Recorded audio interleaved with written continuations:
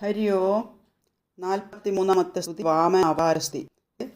8-ാം സ്കന്ധം 22-ാം അധ്യായം 16, 17, 20, 23 ശ്ലോകങ്ങൾ. പിന്നെ 8-ാം അധ്യായം 23 അധ്യായത്തിൽ 6 മുതൽ 8 വരെ ശ്ലോകങ്ങൾ. ഭഗവാൻ ശംഖുചക്രഗദാപത്മങ്ങളോടുകൂടി പീതാംബരധാരിയായി അതിഥിയിൽ അഭിജിത്ത് എന്നു പേരുള്ള ശുഭമുഹൂർത്തത്തിൽ വാമനനായി അവതരിച്ചു. ആ രൂപം കണ്ട് അതിഥിയും കശ്യപനും വളരെ സന്തോഷിച്ചു, വന്ദിച്ചു. ഈ അവതാര സമയം താരകളെല്ലാം ശുഭസ്ഥാനത്തു നിന്നു. ഋതുക്കൾ ഫലപുഷ്ടമായി. ഗോക്കളും ദ്വിജന്മാരും സന്തോഷിച്ചു. ജനങ്ങളെല്ലാം ആനന്ദിച്ചു. അപ്സരസ്സുകൾ നൃത്തം ചെയ്തു. ഗന്ധർവന്മാർ പാടി. പിതൃക്കളും മുനിശ്രേഷ്ഠരും സ്തോത്രം ചെയ്തു. മാതാപിതാക്കന്മാർ നോക്കി നിൽക്കെ ആ മനോഹര രൂപം ഒരു നടൻ്റെ മട്ട് തൻ്റെ രൂപം മാറ്റി ഒരു ബ്രാഹ്മണ വടുവിൻ്റെ രൂപത്തിൽ കാണപ്പെട്ടു. ഉയരം നന്നേ കുറഞ്ഞ ബ്രാഹ്മണ ബാലനെ കണ്ട് ഋഷിമാർ കശ്യപനെ കൊണ്ട് ജാതകർമാദികൾ ചെയ്യിച്ചു. ആ കുമാരൻ്റെ ഉപനയന സന്ദർഭത്തിൽ സൂര്യദേവൻ ഗായത്രിയും, ബൃഹസ്പതി ബ്രഹ്മസൂത്രം, കശ്യപൻ കടിസൂത്രം, ഭൂമി കൃഷ്ണാജിനം, ചന്ദ്രൻ ദണ്ഡ്, അതിഥി കൗപീനം, വിൺദേവത ഒരു കുട, സരസ്വതി അക്ഷമാല, സപ്തർഷിമാർ കുശയും, ബ്രഹ്മാവ് കമണ്ഡലവും, കുബേരൻ ഭിക്ഷാപാത്രവും, അംബിക ഭഗവതി ഭിക്ഷയും കൊടുത്തു. ഇങ്ങനെ സംഭാവിതനായ ആ ബ്രഹ്മചാരി അതിശോഭയോടെ പ്രകാശിച്ചു. ആ വാമനമൂർത്തി അഗ്നി ജ്വലിപ്പിച്ച് നെയ്യൊഴിച്ച് ഹോമിച്ചു നേരെ മഹാബലിയുടെ യാഗശാലയിലേക്ക് നടന്നു. ആ മായാബ്രഹ്മചാരിയെ ശുക്രാചാര്യരും മുനിമാരും എഴുന്നേറ്റ് ചെന്ന് തൊഴുതു സൽക്കരിച്ചു. മഹാബലി തന്നെ വടുവിനിരിക്കാൻ ആസനം കൊടുത്തു. ആ ഭഗവാനെ ബലി കാൽ കഴുകി സത്കരിച്ച് ആ പാദതീർത്ഥം മഹാബലി ശിരസിൽ ധരിച്ചു. മഹാബലി പറഞ്ഞു, അങ്ങയുടെ ആഗമന ഉദ്ദേശം എന്താണെന്ന് പറയുക. ഭവാൻ വന്നതുമൂലം ഞങ്ങളുടെ ഭവനവും പിതൃക്കളും മംഗളരായിത്തീരിക്കുന്നു. അങ്ങ് കേവലമൊരു അർത്ഥിയാണെന്ന് ഞാൻ വിചാരിക്കുന്നു. വേണ്ടത് എന്താണെന്ന് പറഞ്ഞ് അർഹമായതെല്ലാം അങ്ങ് വാങ്ങിയാലും. ഭഗവാൻ പറഞ്ഞു, വരദന്മാരിൽ ശ്രേഷ്ഠനായ ഭവാനോട് ഞാൻ അല്പം ഭൂമി മാത്രമേ യാചിക്കുന്നുള്ളൂ. എൻ്റെ പാദത്താൽ അളക്കുന്ന 3 അടി സ്ഥലം മാത്രം ദാനം ചെയ്താലും വേണ്ടത്തോളം മാത്രം സ്വീകരിക്കുന്നവൻ പാപത്തിന് പാത്രമായി തീരുന്നില്ല. ബലി പറഞ്ഞു, എന്നോട് ഒരിക്കൽ യാചിക്കുന്നവൻ പിന്നെ ആരോടും യാചിക്കേണ്ടി വരരുത്. ഉപജീവനത്തിനു വേണ്ട ഭൂമി അങ്ങ് ഇഷ്ടം പോലെ എന്നോട് വാങ്ങിക്കൊള്ളുക. വാമനൻ പറഞ്ഞു, ഇന്ദ്രിയ ജയമില്ലാത്തവന് എത്ര കിട്ടിയാലും മതിയാവില്ല. 3 അടി കൊണ്ട് തൃപ്തനാകാത്തവന് ഒരു ദ്വീപ് മുഴുവൻ കിട്ടിയാലും തൃപ്തിയില്ല. അവിടുന്ന് എനിക്ക് 3 അടി ഭൂമി തന്നാൽ മതിയാകും. കൂടുതൽ സമ്പത്ത് അനർത്ഥകാരണമാണ്. വാമനൻ ഇങ്ങനെ പറഞ്ഞപ്പോൾ മഹാബലി ചിരിച്ചുകൊണ്ട് ദാനം ചെയ്യാനായി ജലപാത്രം കയ്യിലെടുത്തു. ബുദ്ധിമാനായ ശുക്രാചാര്യർ ഇത് കണ്ടു പറഞ്ഞു, ഹേ വൈരോചനെ, ഇത് വിഷ്ണുദേവനാണ്. നിന്റെ ശ്രീയും കീർത്തിയും ഇയാൾ അപഹരിച്ച് ദേവേന്ദ്രന് കൊടുക്കും. ചോദിച്ചതു മുഴുവൻ കൊടുക്കാൻ കഴിയാഞ്ഞാൽ നരകത്തിൽ പതിക്കും. അതിനാൽ കൊടുക്കില്ലെന്ന് പറഞ്ഞുകൊള്ളൂ. അപ്പോൾ ബലി പറഞ്ഞു, പ്രഹ്ലാദൻ്റെ വംശത്തിൽ പിറന്ന ഞാൻ കൊടുക്കാമെന്ന് ശപഥം ചെയ്തിട്ട് വിപ്രനെ വെറും കൈയോടെ അയക്കുന്നത് ശരിയാണോ? അസത്യത്തേക്കാൾ അധർമ്മം മറ്റൊന്നില്ല. ഈ ബ്രഹ്മചാരിയുടെ അഭീഷ്ടം നിറവേറ്റാൻ ഞാൻ തീരുമാനിച്ചു. തൻ്റെ ഉപദേശം സ്വീകരിക്കാത്ത സത്യസന്ധനായ ബലിയെ ശുക്രൻ ശപിച്ചു. എൻ്റെ ആജ്ഞയെ ലംഘിക്കുന്ന നിൻ്റെ ഐശ്വര്യം മുഴുവൻ നശിക്കട്ടെ. ആചാര്യൻ ശപിച്ചിട്ടും മഹാബലി സത്യത്തെ ലംഘിച്ചില്ല. ഉദകപൂർവം ഭൂമി വാമനമൂർത്തിക്കായി സമർപ്പിച്ചു. ചതിയ അറിഞ്ഞിട്ടും ആ ധീരൻ ഭൂമി ദാനം ചെയ്തു. ഒരു കാലടി കൊണ്ട് ഭൂമി അളന്നു. ശരീരവ്യാപ്തി കൊണ്ട് ആകാശതലം നിറഞ്ഞ് കൈകൾ കൊണ്ട് 10 ദിക്കുകളെയും ആക്രമിച്ച് രണ്ടാമതൊരു കാലടി വെച്ചു. അത് വിണ്ണിനെയും അതിക്രമിച്ച് മഹർലോകം, ജനർലോകം, തപോലോകം എന്നീ ലോകങ്ങളെല്ലാം കടന്ന് 3-മതൊരടി വെക്കുവാൻ മഹാബലിക്ക് ഒന്നും ശേഷിച്ചിരുന്നില്ല. എല്ലാ ലോകങ്ങളും നിറഞ്ഞ ത്രിവിക്രമരൂപം കണ്ട് ബ്രഹ്മാവ്, നാരദൻ തുടങ്ങിയവരെല്ലാം വന്ന് ഭഗവാനെ നമിച്ചു. ഭഗവാൻ ഉയർത്തിയ ആ പാദം ബ്രഹ്മാവ് സത്യലോകത്തിലിരുന്ന് കഴുകി. അവിടെ ഒഴുകിയ ജലം ഭഗവത് പാദസ്പർശനത്താൽ പാവനമായി തീർന്നു. ജഗത്രയം ശുദ്ധമാക്കുന്നു. ഹരി വിശ്വരൂപം മറച്ച് പൂർവ്വരൂപം സ്വീകരിച്ചു.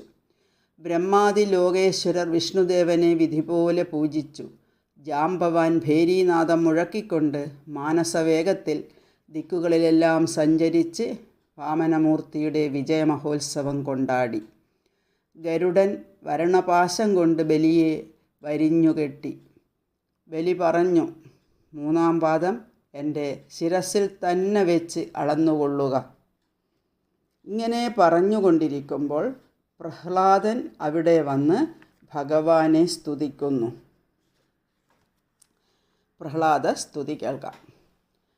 പ്രഹ്ലാദ ഉവാച ത്വയൈവ ദത്തം പദമൈന്ദ്രമൂർജിതം ഹൃദം തദേവാദ്യ തദൈവ ശോഭനം മന്യേ മഹാനസ്യ കൃതോ ഹ്യനുഗ്രഹോ വിഭ്രംസിതോ യശ്രിയാത്മമോഹനാത് യയാ ഹി വിദ്വാനപി മുഹ്യതേ യത തത്കോ വ്യചഷ്ടേ ഗതിമാത്മനോ യഥാ തസ്മൈ നമസ്തേ ജഗദീശ്വരായ വൈ നാരായണാഖിലലോകസാക്ഷിണേ.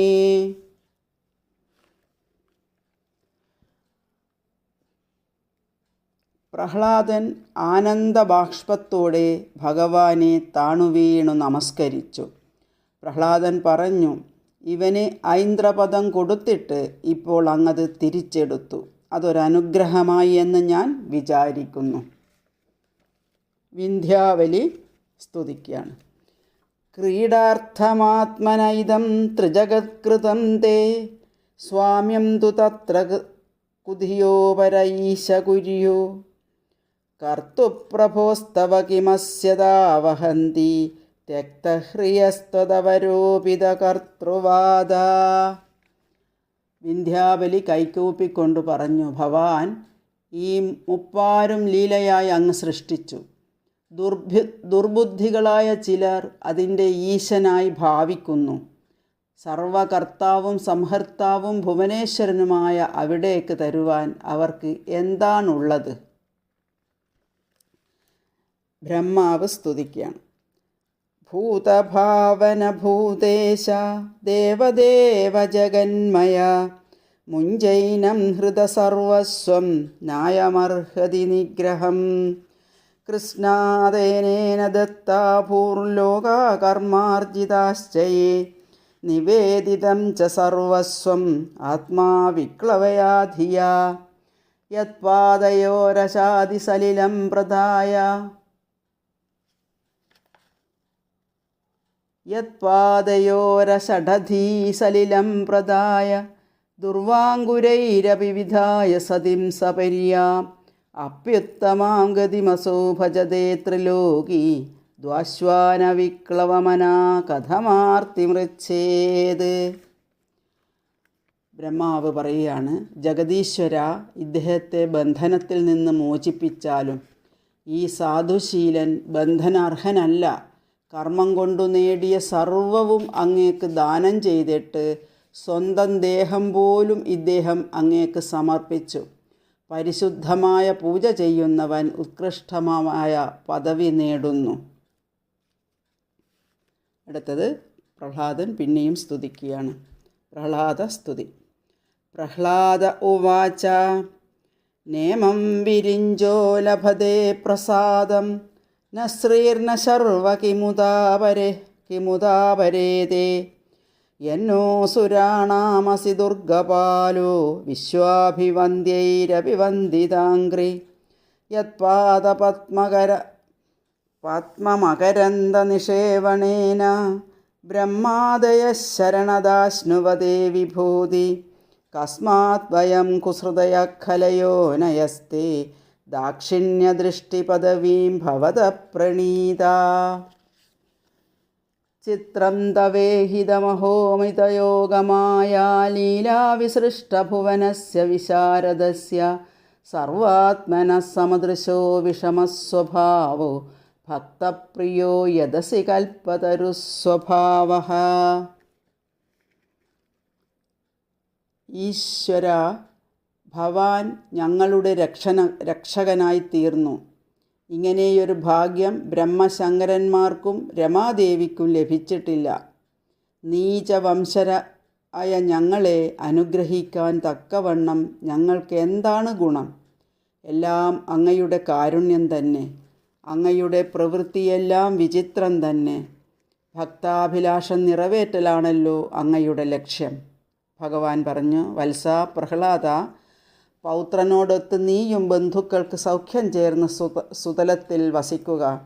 അവിടെ ഗദാപാണിയായി എന്നെ എപ്പോഴും കാണും. നിന്റെ കർമ്മബന്ധവും തീരും. ആ കൽപ്പന ശിരസാവഹിച്ച് പ്രഹ്ലാദനും ബലിയോടൊത്ത് ഭഗവാനെ വലം വെച്ച് സുതലത്തിലേക്ക് പോയി. ഭഗവാൻ ശുക്രാചാര്യരോട് പറഞ്ഞു, ബ്രാഹ്മണോത്തമ, അങ്ങ് ബലി ആരംഭിച്ച യാഗം പൂർത്തിയാക്കണം. കർമ്മങ്ങൾക്ക് വിഘ്നമുണ്ടാകരുത്. ഇത് ശുക്രമഹർഷി ബ്രാഹ്മണരോടൊത്ത് ആ യജ്ഞം പൂർത്തിയാക്കി. ഋഷികൾ, പിതൃക്കൾ, മനു, ദക്ഷൻ, ഭൃഗു, അങ്കിരസ്, സനൽകുമാരൻ എന്നിവരെല്ലാം ചേർന്ന് വിശ്വ അഭിവൃദ്ധിക്കായി വാമനമൂർത്തിയെ സമസ്ത ലോകങ്ങൾക്കും ലോകപാലകന്മാർക്കും പ്രമുഖനാക്കി അഭിഷേകം കഴിച്ചു. ഇങ്ങനെ വാമനൻ ഉപേന്ദ്രനായതിൽ സമസ്ത ലോകങ്ങളും സന്തോഷിച്ചു. ഉപേന്ദ്രനെ എല്ലാവരും ചേർന്ന് സ്വർഗത്തിൽ പ്രവേശിപ്പിച്ചു. അതിഥിയുടെ ഭാഗ്യത്തെപ്പറ്റി വളരെ പ്രശംസിച്ചു. ഓം നമോ ഭഗവതേ വാസുദേവായ.